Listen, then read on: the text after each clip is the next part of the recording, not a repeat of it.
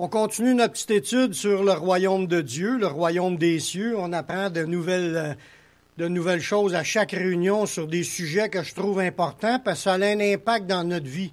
Quand on apprend que le royaume est saint, puis tout ça, il est de lumière, puis il est de justice, puis il est un royaume d'amour, de paix et de joie. Aujourd'hui, on va voir le royaume de vérité. Quand on parle de vérité, ça veut dire aussi le royaume vrai, le royaume permanent, le royaume véritable. Tout ça, pour nous, ça a un grand sens. Parce que souvent, quand on vit sur cette terre, là, on est venu au monde sur cette terre, on a grandi, puis déjà depuis quand on est jeune, des fois c'est nos parents, des fois c'est autour. On focus à travailler, à avoir un bon emploi, puis à travailler le plus longtemps possible, puis à se préparer à notre retraite. On focus pour les choses d'ici-bas. Là, on se bâtit une maison, puis on s'installe. Là, on est installé. C'est comme si on met beaucoup de temps et beaucoup d'énergie à focuser sur quelque chose qui va disparaître. C'est pas le permanent. Ici, ce qu'on vit ici, c'est très temporaire. On va tout quitter ce monde, puis on va tout rester ici, ce qu'on a ramassé. Il n'y a rien qu'on emmène avec nous. On n'emmène rien l'autre bord. Fait que quand on pense que notre vie terrestre, mettons, on se rend jusqu'à 80, 90, là, 100, c'est très court quand on pense qu'après ça, on tombe dans l'éternité. Puis ça, c'est dans une vie sans fin. Fait que le vrai royaume permanent, la vraie vie, c'est après. Quand on va quitter ce monde-ci, là, tout ce qui va nous rester, c'est juste un souvenir. On va se rappeler on n'aura rien à saisir dans nos mains. Tout va avoir resté là. On va juste se rappeler, cette fois-là, j'ai fait ça, puis c'est tout. On ne pourra plus rien profiter de tous nos efforts qu'on a mis pour s'installer. Notre vie permanente, c'est après. La vraie vie, le vrai royaume permanent, ce qui est la vérité en fin de compte. On va s'apercevoir que plus tu focuses sur la vérité qui est après cette vie, plus tu te rends compte que cette vie-ci n'est pas si vraie que ça. Puisqu'on va tout perdre, ça va devenir juste un souvenir. Puis on a mis tant d'efforts, puis on va être tout perdu. Le royaume de Dieu, c'est un royaume vrai. Puis ce mot vrai-là est appliqué dans plusieurs sens. C'est un royaume où règne la vérité. C'est ça qu'on va développer aujourd'hui. À part de la révélation de Dieu là, dans ce monde, là, qu'est-ce qui est vérité dans ce monde? Si on commence à regarder, si on enlève tout ce qui est la connaissance de Dieu puis les choses permanentes, là, c'est quoi qui est vraiment vérité? La mort, c'est une chose sûre qu'on va la traverser. Quitter cette terre, ça va être une chose sûre. Mais le reste, là, il n'y a rien qui est garanti. Puis il y a beaucoup de mensonges dans ce monde, beaucoup de choses qui font partie de ce monde, en particulier aussi les religions. C'est du mensonge. En fin de compte, il n'y a rien de vrai. Quand on va être disparu de ce monde, on va s'apercevoir que tout ce qui était là, c'était juste temporaire, puis il n'y a rien qui nous reste donc. C'est un monde illusoire. C'est une illusion ce qu'on est en train de vivre. On le sait que là, si on focus sur le vrai, on va mettre nos efforts sur le vrai, puis on va arriver l'autre bord, puis on va récolter des choses qui vont demeurer éternellement. Le vrai, c'est après. Du temps de Jésus, là, même les représentants de Dieu ne comprenaient pas les Écritures, ni la puissance de Dieu. Puis Jésus leur a dit qu'ils étaient dans l'erreur. Il a dit ça aux Juifs, on voit ça dans Matthieu 22, le verset 29. Jésus leur répondit à des Juifs, là, des docteurs de la loi, des gens qui devaient connaître Dieu. Il leur a dit, vous êtes dans l'erreur, parce que vous ne connaissez ni les Écritures, ni la puissance de Dieu. Quand tu es dans l'erreur, ça donne que tu es dans le mensonge. Tu es dans l'erreur. Tu n'es pas dans la vérité. Tu es dans le faux. Fait que même les religions, qui étaient la religion la plus proche de Dieu, du vrai Dieu qui a créé toutes choses, ils étaient les gens qui tenaient les paroles du Dieu Tout-Puissant. Même eux étaient dans l'erreur, dans la manière de la comprendre. Ils ne voyaient pas les vraies affaires. Fait que dans ce monde, il n'y a pas grand-chose de vrai. Ça, il faut le réaliser. Notre vraie vie, elle va être en Christ lors de son retour. On va ressusciter, on va entrer dans ce qui est permanent, ce qui va durer tout le temps. La Bible dit que Jésus est venu dans ce monde pour faire connaître la vérité. On en a parlé déjà. Jésus, lui, c'est l'être qui est descendu du ciel. Il est venu pour apporter le message, les révélations, l'enseignement de Dieu, comprendre dans le bon sens ce que Dieu voulait dire à l'humanité. Mais dans la parole, dans Jean 18, le verset 37 et 38, il y a eu un dialogue à un moment donné entre Pilate puis Jésus. Puis là, Pilate lui dit, « Tu es donc roi? » Jésus répondit, « Tu le dis, je le suis roi. Je suis né et je suis venu dans ce monde pour rendre témoignage à la vérité. » Ça veut dire que la vérité n'était pas dans ce monde. Ça prenait quelqu'un qui vienne du royaume de vérité pour venir nous apporter les vérités. Puis là, Jésus rajoute, « Quiconque est de la vérité, écoute ma voix. » Là, il est en train de dire qu'il est descendu du ciel d'un autre royaume, il est venu nous visiter pour nous annoncer la vérité. Puis là, il dit, « Quiconque est de la vérité. » Y a-t-il des gens ici qui sont de la vérité? Y a-t-il des gens qui veulent connaître la vérité, qui veulent vivre la vérité, qui veulent être en communion puis en relation avec la vérité? Ou je pense que oui, vous êtes là, supposés d'être là pour ça.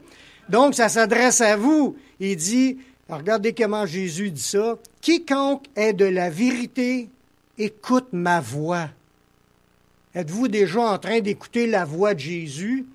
En lisant sa parole, en écoutant les enseignements. Si vous avez une soif de cela, vous êtes de la vérité, puis le message de Jésus, le message de vérité, c'est pour chacun de vous. Et moi ici en passant. Puis il dit, puis l'autre lui dit, qu'est-ce que la vérité? Parce que lui, puis l'autre ne savait pas c'était quoi la vérité, mais il pose la question, c'est quoi la vérité?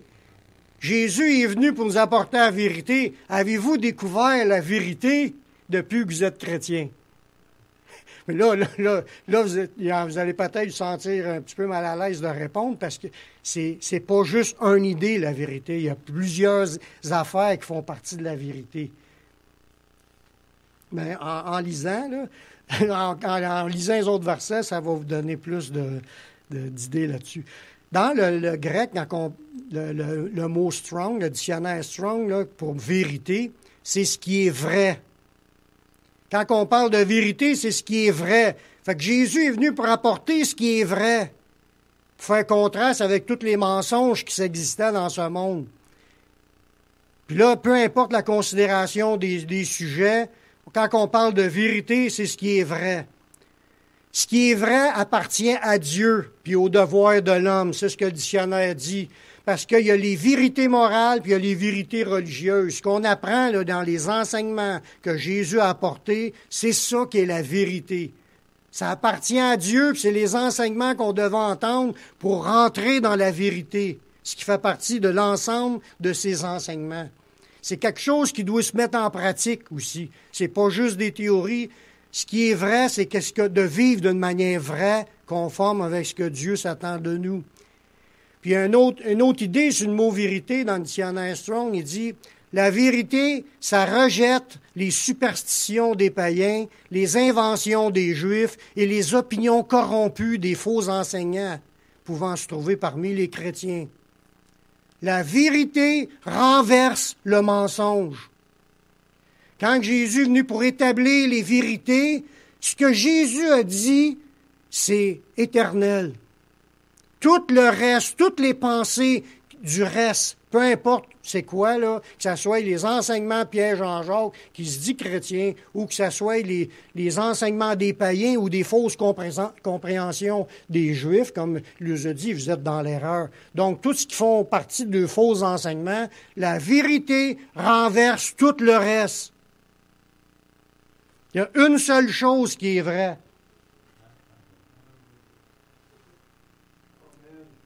Le reste, il faut faire bien attention parce que tous les livres écrits, il y a du vrai puis il y a du faux. Si on s'attache à ça et on reste là-dedans, vous êtes dans la vérité. Puis surtout, si on le met en pratique, vous marchez dans la vérité. Puis dans le dictionnaire Larousse, là, pour le mot vérité, mais c'est une connaissance qui est conforme à la réalité, aux faits tels qu'ils se sont déroulés. Quand tu parles de vérité, c'est des faits, c'est des choses qui sont conformes à la réalité. Tu racontes quelque chose qui s'est passé, tu peux raconter des faussetés comme tu peux rapporter les faits. Mais la vérité, c'est les faits. Quand Jésus a prêché, vous êtes sûr et certain que c'est vrai ce qu'il a dit. Il n'y a pas de faux là-dedans. La vérité, c'est ce qui est vrai. Puis cela, là, la vérité, ça vient du ciel, parce que ça ne vient pas de la terre. Comme je l'ai démontré au début, tout ce qu'il y a ici est faux. Les enseignements sont fausses, les théologies, toutes les pensées humaines sont fausses s'ils sont contraires à la parole de Dieu qui est vraie. C'est la vérité. Ça vient du ciel, du Dieu appelé le Dieu de vérité.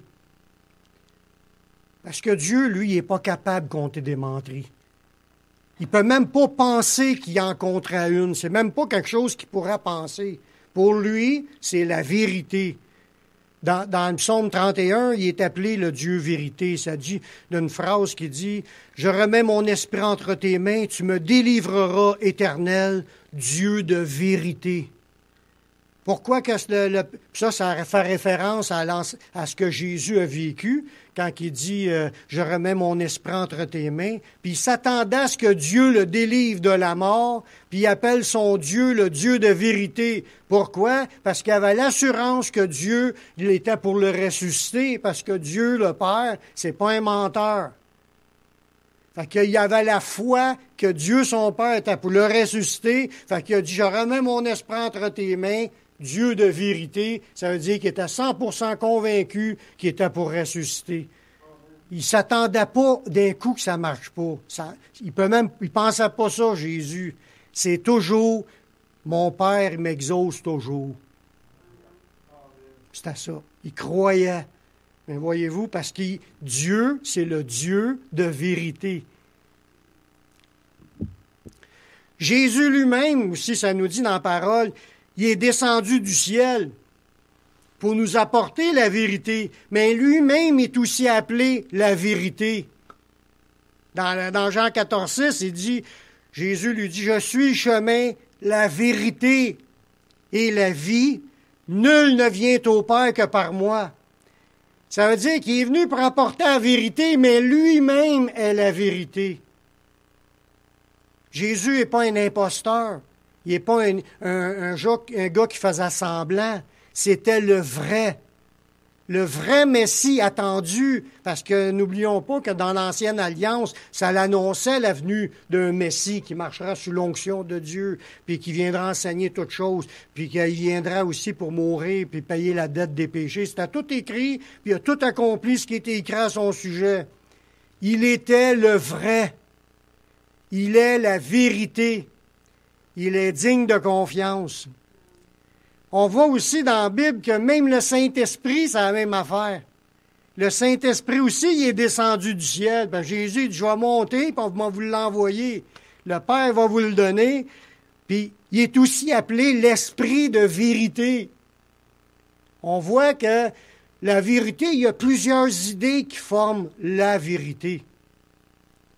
Le Saint-Esprit, on le voit dans Jean 14, 16 et 17, ça dit « Et moi, je prierai le Père, il vous donnera un autre consolateur afin qu'il demeure éternellement avec vous, l'Esprit de vérité que le monde ne peut pas recevoir parce qu'il ne le voit point puis qu'il ne le connaît point.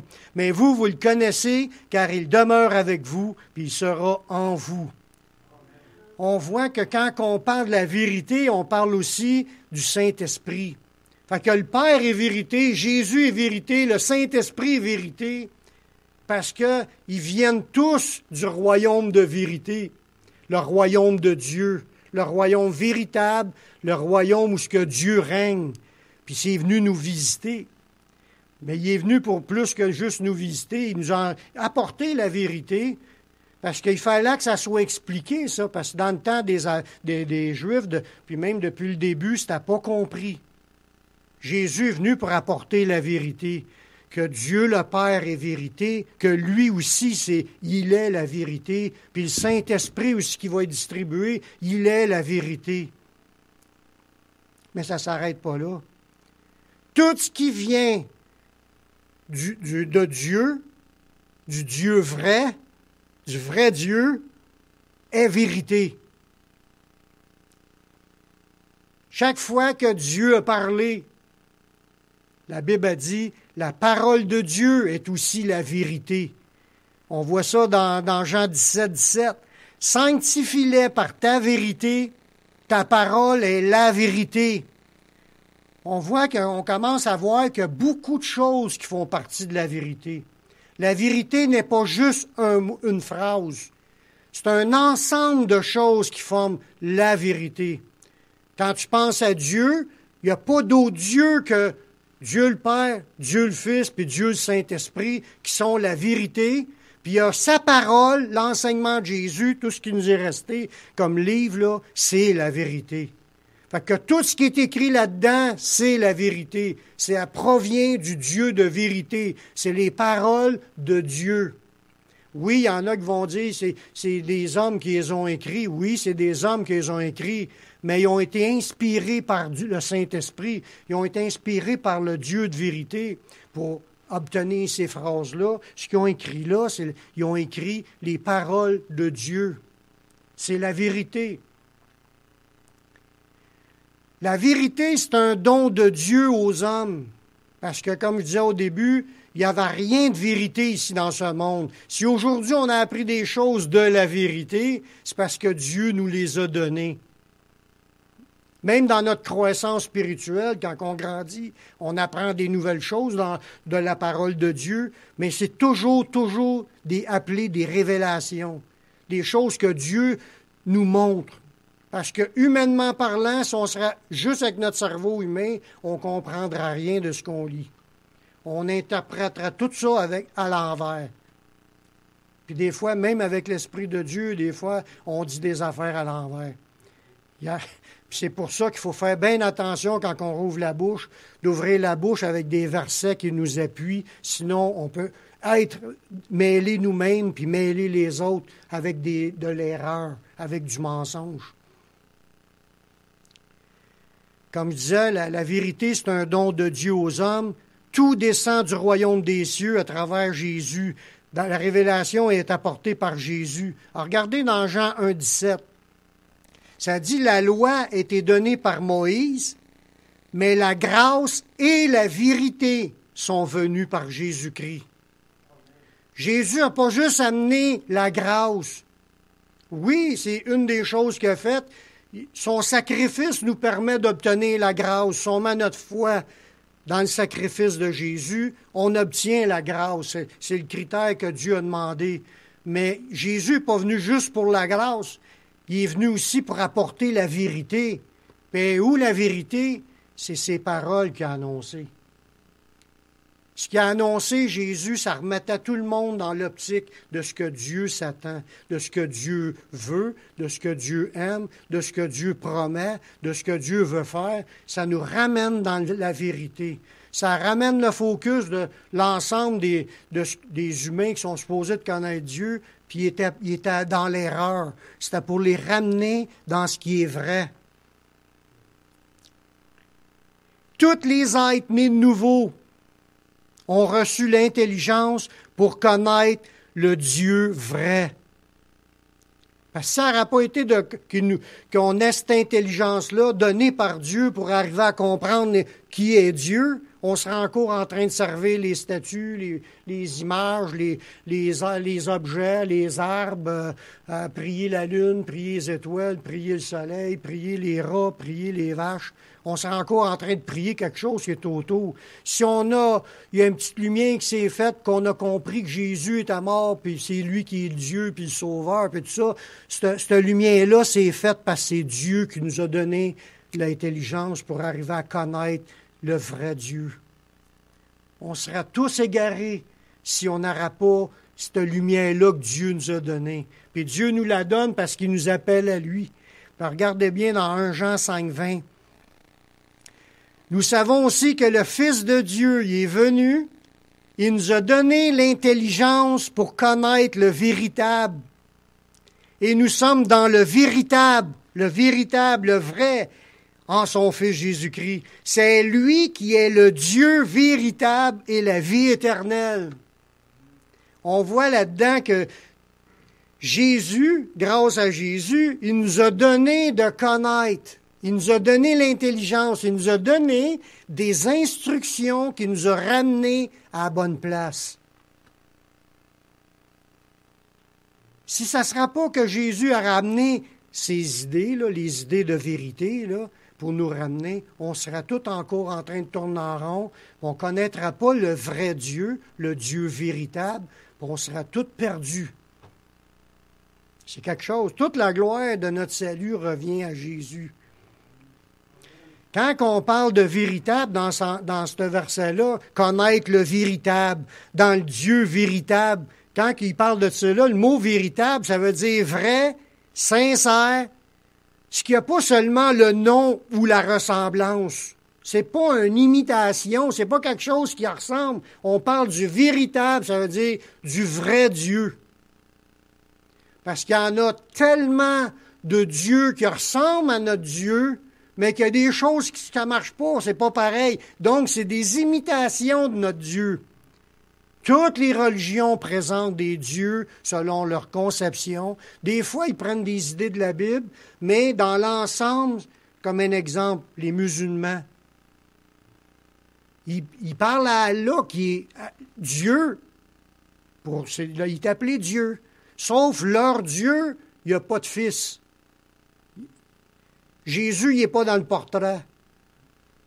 Eux autres, ils voient Jésus comme un prophète, comme un homme prophète, mais ils ne le voient pas comme étant Dieu, qui est sorti de Dieu, qui est venu en forme humaine. Donc, leur doctrine n'est pas de Dieu.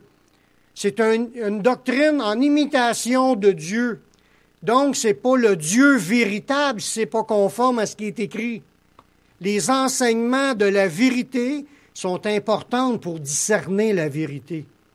Puis quand Jésus s'est présenté comme étant le Messie, l'envoyé de Dieu, il est venu de Dieu, il est en forme de Dieu, il a fait tous les miracles pour prouver que Dieu était avec lui, puis tout ce qu'il a dit nous a amenés à prier son Père, le Dieu d'Abraham, d'Isaac et de Jacob, puis nous a amenés de passer par son Fils, qui est aussi, fait partie du chemin de la vérité.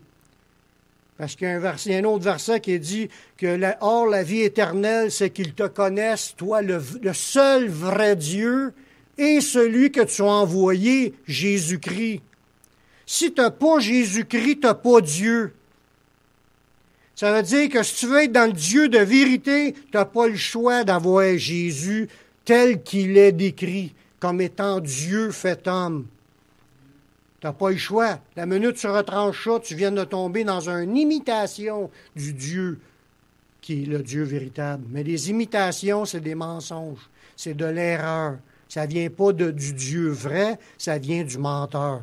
On va en parler dans quelques minutes. C'est comme à l'opposé. Quand on parle de véritable, là, c'est opposé à ce qui est contrefait ou imaginaire. Quand tu parles du Dieu véritable, c'est le contraire à l'imaginaire. Les religions ont imaginé leur Dieu. C'est des hommes qui ont imaginé, ils ont conçu d'après leur « Oh, moi, je verrai ça de même. » Là, lui, dans sa religion, il y a 1 million de dieux. Tout est Dieu quelque part. Un autre, c'est le Dieu de la nature. Un autre, il parle à un Dieu, mais il n'y a pas son fils. Fait ou un Dieu qui ont mis des statues, puis ont mis d'autres noms à prier, comme d'autres intermédiaires qui sont toute une fausseté qui n'est pas écrite dans la vérité. Puis ça fait que c'est du mensonge. Il faut rejeter ça, frères et sœurs. Comme le verset que j'ai lu au début de la réunion. Il dit, on raconte à notre sujet quel accès nous avons eu auprès de vous et comment vous vous êtes convertis à Dieu en abandonnant les idoles pour servir le Dieu vivant et vrai. Tu n'as pas le choix. Quand tu découvres Jésus-Christ, tu découvres le vrai Dieu, tu abandonnes les idoles. Tu jettes ça dehors. Tu sors ça de ta maison parce que ça ne vient pas de Dieu. Ça vient d'un imitateur. Puis l'imitateur, c'est le diable. On va le voir dans les autres versets. Tout ce qui est contrefait, qui n'est pas les vraies choses, comme qu'on a dit tantôt, c'est une connaissance qui est conforme à la réalité. Il y a un seul vrai Dieu, puis tous les autres, c'est des faux. Il n'y a pas 2 dieux qui ont créé l'univers. Il n'y a pas 2 dieux qui nous a mis ici, il n'y en a qu'un. Il est révélé à travers 3 êtres qui forment un seul Dieu. En contraste au Dieu de vérité, Jésus nous a présenté le père du mensonge. Parce que le contraire de la vérité, c'est le mensonge. Puis le mensonge, il l'a appelé, c'est le diable. Dans Jean 8, 44. Jésus a dit aux Juifs qui étaient supposés de connaître la parole de Dieu là, dans ce temps-là, puis ils pensaient tous être des descendants d'Abraham, ils pensaient tous être sauvés. Mais ils étaient tous dans l'erreur. Ils étaient convaincus d'être sauvés, d'être des enfants d'Abraham. Ils seraient battus pour garder leur position. Mais tu as beau avoir une conviction, mais ta conviction, si elle n'est pas basée dans la vérité, tu es perdu. Les convictions basées en dehors de la vérité amènent à la perdition parce qu'elles ne sont pas données par Dieu. Il y a d'autres choses dans la vie qui peuvent nous donner des convictions ou des persuasions. Être persuadé de quelque chose, c'est parce que tu as une influence qui te dit quelque chose, tu as vu quelque chose, parce qu'il y en a qui ont fait des religions parce qu'un ange leur a apparu. Ils ont eu des visions, des apparitions. Puis là, ils ont vu ça, puis ils ont commencé à vénérer cela. Puis cette apparition-là leur a dit qu'elle était Dieu. Puis eux autres, ils sont pleinement convaincus de suivre Dieu.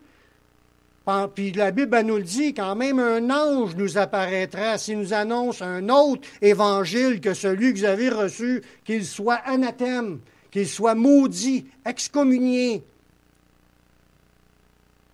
Même les vraies révélations d'un vrai ange, d'un esprit, ou un rêve ou un démon,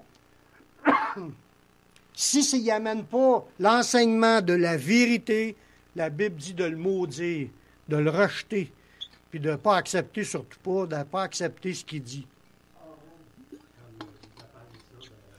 Oui.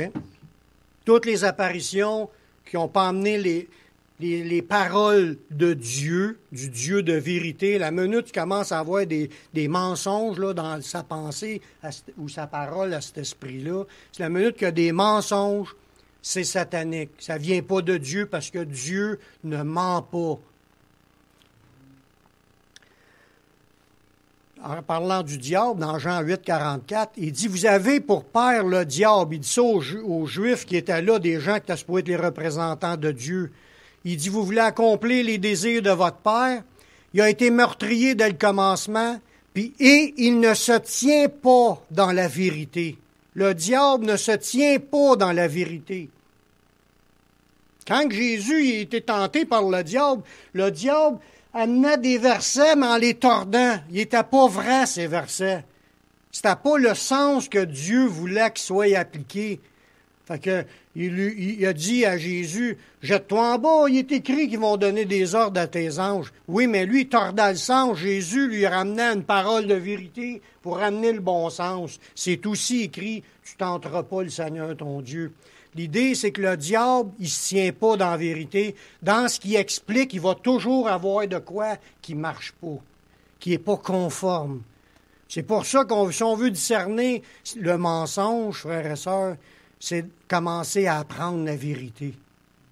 C'est pas en cherchant à apprendre le mensonge qu'on va découvrir le mensonge. C'est en apprenant la vérité. Après ça, quand vous allez entendre un mensonge, vous allez savoir tout de suite, ça vient pas de Dieu. Puis c'est de même pour tous les chrétiens. Si on ne veut pas se faire séduire, puis on était averti dans la Bible de prendre garde à la séduction. Il y a pas juste les Juifs de ce temps-là qui se faisaient séduire. Il y a les chrétiens d'aujourd'hui aussi. On peut se faire séduire.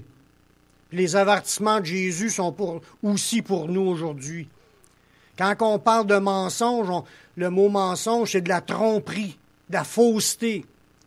Puis ça peut être consciemment ou puis intentionnellement, mais ça peut être aussi sans qu'ils s'en rendent compte, il peut y avoir des mensonges qui se disent, puis qui entraînent le monde dans l'erreur, comme les Juifs étaient dans l'erreur. Ces Juifs étaient dans l'erreur, là, c'est facile à comprendre, c'est parce qu'ils suivaient aussi les autres écrits. Parce qu'il y avait en parallèle de la Bible, il y avait les écrits, les enseignements de leurs ancêtres, des théologiens qui ont écrit. Puis ces livres-là les suivaient, puis ils lisaient ces livres-là, puis c'est ça qui les emmenait encore plus dans leur enseignement à eux, et non pas dans... C'est pas en lisant la Bible que tu vas te tromper. C'est en lisant les autres livres qui sont autour, les explications des autres, que c'est dangereux de se faire tromper. La Bible, elle ne te rendra pas fou. La Bible va te rendre plus sage que tes maîtres, la Bible a dit. Elle va te donner de l'intelligence, elle va te donner une croissance dans tes pensées, elle va te donner la sagesse de Dieu. Tu vas grandir dans le Seigneur en lisant la parole de Dieu. Mais en lisant les commentaires des gens, c'est là que un petit mensonge, une petite mauvaise manière de comprendre un texte, une autre petite affaire qui fait qu'on se ramasse, on est bloqué dans une idée qui n'est pas de Dieu. C'est ça qui se passait avec les Juifs et qui peut se passer encore aujourd'hui. En réalité, le mensonge, dans un sens large, c'est tout ce qui semble pas être vrai. Tout ce qui est pas vrai, c'est du mensonge, ça vient du diable. Ça vient pas de Dieu, le mensonge. Ça peut être un humain qui te l'a dit, mais le mensonge vient du diable. Lui, il se tient pas dans la vérité, puis il n'y a pas de vérité en lui, le diable. Lorsqu'il profère le mensonge, il parle de son propre fond, car il est menteur, puis le père du mensonge. Le père du mensonge, dans le sens que c'est lui le premier qui introduit la première menterie dans ce monde, en disant à Adam et Ève que Dieu n'a pas vraiment dit ça, puis il a commencé à s'astiner avec ce que l'autre avait entendu de Dieu. Le mensonge, c'est le père. Ça a commencé depuis le début, puis à travers toute l'histoire, c'est que des menteries qu'il a dit à tout le monde. Puis s'il y a tant de religions, c'est parce qu'ils sont tous en dehors de la Bible. Parce que s'il y aura tout suivi la Bible, on aura une seule pensée, la pensée biblique. Le reste, c'est des hommeries, puis des esprits qui travaillent. Satan, c'est une contrefaçon du vrai. Il n'est pas capable d'avoir du vrai en lui. Tout ce qu'il va faire, tout ce qu'il va dire, ça amène la confusion, le détournement de la vérité, tordant le sens des vérités. Il se déguise pour se faire passer pour un vrai représentant du royaume de Dieu. Quand il fait ses apparitions, il se déguise pour essayer d'intuire en erreur, puis il y a du monde qui croit à leurs affaires, à ses affaires, puis ils se mettent à le suivre. Il se déguise, puis même, ça dit dans le prochain passage, ses ministres, à ceux qui travaillent pour Satan, ils se déguisent aussi en enseignant, puis ils sont là pour enseigner des faussetés. On voit ça dans 2 Corinthiens, chapitre 11, versets 14 et 15. C'est pas étonnant, puisque Satan lui-même se déguise en ange de lumière. Il n'est donc pas étrange que ses ministres aussi se déguisent en ministres de justice, mais leur fin leur sera selon leurs œuvres. Satan se déguise en ange de lumière, il veut se faire passer comme lui, il est Dieu, puis il se fait adorer présentement sous toutes sortes de formes. Il se fait passer pour un Dieu. Puis ses ministres, c'est des serviteurs, puis le monde, des fois, ne le savent même pas, puis ils prêchent des mensonges au peuple de Dieu. Parce que là, Paul, dans le contexte qu'il disait ça, il disait ça dans l'Église du Seigneur, que des gens qui sont qui se disent ministres de Christ, puis leur enseignement est fausse. Ils passent des mensonges, puis il y en a plein aujourd'hui de fausseté qui circulent. Il faut faire bien attention que chaque parole ou chaque chose que vous mettez votre foi, là, que ça soit quelque chose basé sur un verset de la parole de Dieu. Dans sa parole, Dieu déclare mensonge, tout culte rendu aux idoles puis aux images taillées. Tout faux Dieu, parce que les idoles, là, ça peut être n'importe quoi. C'est une statue même de représentant Jésus, c'est un idole. Une statue représentant un animal, une statue représentant Dieu. Il y en a qui se font, ils disent c'est Dieu, puis ils ont fait une vache, une souris ou n'importe quoi, une araignée. Ils adorent n'importe quoi. Ils se font des statues puis des images, puis Dieu déclare ça, c'est du mensonge. On voit ça dans Jérémie 51, le verset 17. Tout homme devient stupide par sa science. Tout orfèvre, un orfèvre, c'est un fabricant d'objets, est honteux de son image taillée, car ses idoles ne sont que mensonges, puis il n'y a point en elles de souffle. Ça respire pas, c'est pas vivant. Les gens prient ça, là, les statues puis les images, pensant prier Dieu. C'est faux, ça vit pas, c'est une image, c'est de l'encre. Ou bien un objet en bois ou en plâtre, c'est pas des dieux, c'est des faussetés. Puis dans la parole de Dieu, c'est déclaré comme étant des mensonges. Les idoles ne sont que des mensonges, que ça nous dit dans ce passage-là. Quand on disait tantôt, là, on parlait de la vérité, ce qui est vrai, il y a un seul Dieu qui est vrai, c'est le Dieu du ciel, Jésus, le Saint-Esprit. Point final. Il n'y a pas d'autre partie comme un quatrième personnage qui fera partie de Dieu. Tout ce qu'on a appris dans la religion, ce qu'on devient, on le sait. Il priait Marie. Il avait ajouté comme Marie, si elle est tout partout, puis tout le monde peut la prier comme ça, elle sera omniprésente comme Dieu. Il la pense comme Dieu. C'est un idole. Puis il prie aussi les morts comme si ça serait des dieux, parce que peu importe où ce qui est, ils prient leurs ancêtres. C'est des mensonges. Ils ne sont pas Dieu. Il y a un seul qui est venu en tant qu'humain, puis qui est remonté en tant que Dieu, c'est Jésus. Un seul qui est ressuscité. Les autres ne sont pas ressuscités, ne sont pas montés au ciel. Puis mais qu'ils ressuscitent, ils ne seront pas omniprésents comme Dieu non plus. Dieu reste Dieu, puis nous, on va être ses adoptés, les êtres ressuscités. On va être là, mais on ne sera pas comme des dieux en train de régner sur la terre. Il faut faire bien attention au culte aux hommes. Parce que dans Romains, ça dit, ils ont abandonné la gloire du Dieu incorruptible, puis là, ils se sont tournés vers des hommes corruptibles, vers des animaux, puis des quadrupèdes, puis des reptiles. On se tourne vers les objets puis vers ce qui nous entoure. Les hommes ne sont pas Dieu. Ni morts, ni vivants. Il n'y a pas d'humain Dieu sur la terre. On est des humains qui ont reçu Dieu en nous par le Saint-Esprit, oui. Mais ça ne fait pas de nous des dieux.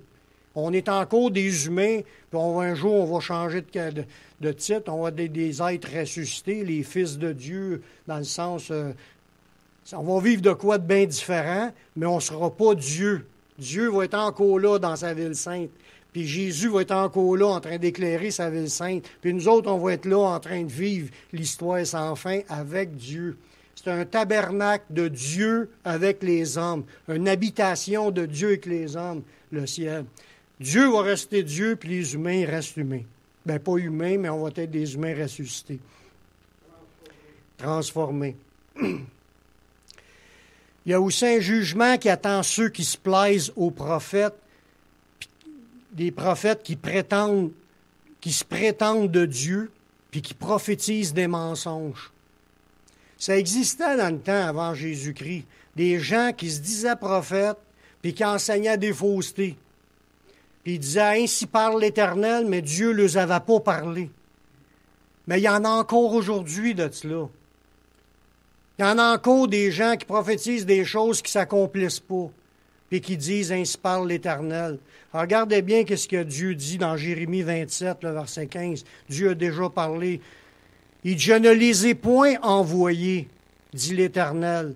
Ils prophétisent le mensonge en mon nom, afin que je vous chasse et que vous périssiez, vous et les prophètes qui vous prophétisent. » Ces faux prophètes-là prophétisent des mensonges, puis ils vont être rejetés par Dieu, puis tous ceux qui les écoutent vont être entraînés avec eux dans le même jugement. C'est quelque chose, cela. C'est bien important quand on accepte une parole que ça soit de Dieu, écrit dans un verset. Il y en a plein de faussetés qui se véhiculent. Prenons garde de suivre des faux prophètes. Ils sont déjà, dans la Bible, ils sont déjà condamnés. Contrairement aux faux, on vient de voir des choses qui sont fausses, le Saint-Esprit, lui, travaille pour la vérité. C'est l'Esprit de vérité. Il travaille pour la vérité, puis il nous conduit dans toute la vérité. Dans Jean 16, le verset 13, ça dit « Quand le Consolateur sera venu, l'Esprit de vérité, il vous conduira dans toute la vérité. » C'est pour ça que je vous disais tout à l'heure que la vérité, c'est pas juste une phrase. La vérité, c'est pas juste de savoir que Dieu est vrai. C'est aussi de savoir que Jésus est Dieu. C'est aussi de savoir que le Saint-Esprit est là, puis qu'il est Dieu. C'est aussi de savoir la parole de Dieu. Puis quand il veut nous conduire dans toute la vérité, il veut nous conduire dans la compréhension de tout ce qui est écrit. Et il veut nous conduire encore même plus loin que ça, dans la mise en pratique de la vérité. Le Saint-Esprit veut nous conduire à mettre en pratique la vérité. Ça veut dire qu'il veut commencer par nous enseigner pour que notre intelligence soit changée, puis après ça, il nous montre les choses qu'on doit mettre en pratique en tant que chrétien, si on veut marcher dans la vérité. Sinon, tu peux être chrétien et marcher dans le mensonge. Quelle différence qu'il y a entre quelqu'un qui marche dans le mensonge puis il se dit chrétien, ou entre quelqu'un qui n'est pas sauvé et qui marche dans le mensonge? Quelle différence qu'il y a entre les deux? Il n'y en a pas. C'est deux menteurs.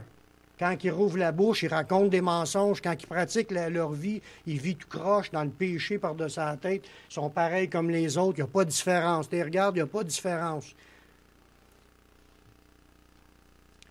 Le travail de la vérité en nous a pour but de nous sauver puis de nous rendre libres de ce qui est faux, de ce qui n'est pas de Dieu, de ce que Dieu n'aime pas, de ce que Dieu veut nous amener dans la vivre l'amour, puis vivre les fruits de l'Esprit, puis vivre dans la sainteté. Puis c'est ça le plan du Saint-Esprit. L'Esprit de vérité veut nous amener dans toute la vérité. Pas juste la moitié, pas juste le corps. Tout, on est tous appelés à être aussi saints que n'importe quel pasteur. S'il y en a qui pensent que c'est rien que le pasteur qui doit être saint, là. Tous les disciples doivent être saints comme n'importe quel pasteur doit être saint, comme n'importe quel disciple doit être saint. Il dit, je rechercher la paix et la sanctification, sans laquelle personne ne verra le Seigneur. Si on veut voir le Seigneur, on a tous à être appelés à marcher dans la sainteté. On a pour fruit la sainteté et pour fin de vie, la vie éternelle. Ça fait partie de la vie de ceux qui marchent dans la vérité. C'est là-dedans que le Saint-Esprit veut nous conduire, à marcher dans la vérité. Pour cela, dans Jean 8, 31, 32, il dit aux Juifs qui avaient cru en lui, « Si vous demeurez dans ma parole, on sait que sa parole est la vérité, vous êtes vraiment mes disciples, vous connaîtrez la vérité, puis la vérité vous affranchira. » Si on marche vraiment dans la parole de Jésus, là, tu vas découvrir la vérité, puis là, la vérité va te rendre libre. Ta vie va changer. Tu laisses rentrer les vérités de Dieu, puis il y a une puissance qui est agissante par le Saint-Esprit. Il te conduit dans la vérité, il te révèle les affaires, puis tu t'es délivré. Plus tu marches dans la vérité, plus... Mais le contraire de ça, c'est quelqu'un qui ne lit pas la Bible, qui ne veut pas aller à l'Église, ne veut pas apprendre les choses de Dieu, mais il reste comme qu'il était, si ce n'est pas qu'il remplit. On rétrograde, on est retourné à notre ancienne vie, on est retourné comme le chien qui s'est allé se revautrer dans le bourbier. C'est pas ça que Dieu veut. Dieu, le Saint-Esprit, veut nous amener à ce qu'on soit saint, car il est saint. Marcher dans la sainteté de ce Dieu-là, pour qu'il n'y ait rien dans notre vie qui l'attriste, qui l'éteint, qui l'empêche d'agir à travers nous. Jésus a payé la dette de nos péchés, il est monté dans le véritable sanctuaire du Dieu vrai. Quand Jésus est ressuscité, il est monté avec son sang, ça nous dit un autre passage, puis il est allé dans le sanctuaire véritable, le vrai lieu saint, où ce que Dieu est, parce qu'on l'a dit aussi déjà, que quand Dieu est là, ça devient saint. Son royaume qui est inatteignable par les humains, bien, Dieu y est là, puis Jésus est allé là, dans le vrai sanctuaire. On pourrait dire le sanctuaire de vérité. Sanctuaire véritable. Comme qu'on a vu tantôt, quand c'est véritable, ça veut dire que c'est pas une imitation, c'est le vrai. Sa terre, ce qu'ils ont fait dans le temple, c'est une imitation du ciel. Dieu avait montré à Moïse comment c'était, puis il a dit « Aie soin de faire les choses comme je te l'ai montré. » C'est ça son... Puis ça, c'était une représentation, c'était une imitation, ce qu'ils ont fait. Le vrai lieu très saint, c'est la présence de Dieu dans les cieux. C'est là que Jésus est monté. Avance l'autre verset. Dans le verset, dans ce que je suis en train de lire, dans Hébreux 9, 24, ça dit « Car Christ n'est pas entré dans un sanctuaire fait de main d'homme. » Il n'est pas rentré dans le lieu très saint du temple des Juifs, là, en imitation du véritable. Mais il est entré dans le ciel même, afin de comparaître maintenant pour nous devant la face de Dieu. C'est pas une affaire en imitation, il est rentré dans le véritable lieu très saint, la présence du Dieu vrai, le Dieu de vérité. C'est là qu'il est allé pour nous présenter son sang, il comparait pour nous devant la face de Dieu. Fait que le lieu où on s'en va, c'est le lieu de véritable, le lieu vrai. Puis dans ce lieu-là, il n'entrera aucun menteur dans ce royaume céleste-là. Il n'y a que ceux qui sont dans la vérité. Ceux qui sont de la vérité écoutent sa voix, puis ils marchent dans la vérité, mais il ne va rentrer aucun menteur dans ce royaume-là. Apocalypse 22, 15, ça dit « Dehors les chiens, les enchanteurs, les impudiques, les meurtriers, les idolâtres, et quiconque aime et pratique le mensonge. » Dieu est le mensonge. La contrefaçon n'est pas acceptée dans le ciel. Il ne rentre pas dans le royaume céleste saint. C'est un royaume de vérité, puis il y a juste ceux qui marchent dans la vérité qui vont rentrer là. Ceux qui sont dans le mensonge et ceux qui suivent les religions, ils ne rentreront pas. Sans compter les irreligieux sont dans le mensonge aussi. Pour être dans le vrai, il faut que tu sois en son Fils Jésus-Christ. C'est lui qui est le Dieu véritable et la vie éternelle. On n'a pas le choix d'aller à Jésus si on veut faire partie de ceux qui vont être les vrais qui vont rentrer. Un jour, le Dieu de vérité nous bénira puis nous fera entrer dans son royaume céleste sur sa nouvelle terre qui va préparer. Dans Isaïe 65, les versets 16 et 17, ça dit « Celui qui voudra être béni dans le pays voudra l'être par le Dieu de vérité. Et celui qui jurera dans le pays jurera par le Dieu de vérité, car les anciennes souffrances seront oubliées, elles seront cachées à mes yeux, car j'avais créé de nouveaux cieux et une nouvelle terre, et on ne se rappellera plus des choses passées, et elles ne reviendront plus à l'esprit. » Quand Dieu va créer les choses permanentes, les choses éternelles, les choses vraies, tout ça ici va être disparu. Il va nous faire entrer dans ce royaume-là, puis on va vivre dans le royaume de vérité pour l'éternité. Gloire à Dieu. Il dit qu'on ne se souviendra plus de tous nos maux et de nos souffrances qu'on a eues. Ça va être juste des petites idées, là, mais ça fera plus mal. Ça fera plus mal. On va être tellement bien en présence du Dieu de vérité, dans son royaume de vérité, entouré que des anges de vérité. Parce que les anges de mensonge ne seront pas là. Le diable ne sera pas là.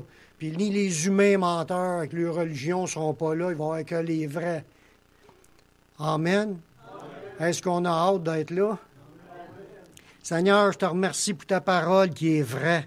Merci pour ces paroles, grave-les dans notre cœur, Seigneur. Qu'on puisse les garder dans notre esprit, qu'on puisse en plus être comme un œillère pour nous garder dans ce qui est vrai, de ce qui vient de ta parole. Donne-nous de nous affermer dans ce qui est vrai, qu'on rejette toute espèce de mal, qu'on s'affermisse dans la vérité, qu'on marche dans la vérité. Puis on le sait parce qu'on n'a aucun doute qu'un jour, on va être avec toi dans ton royaume de vérité. Merci Seigneur pour tes paroles. On veut te rendre la gloire qui te revient dans le nom de ton Fils Jésus-Christ. Amen.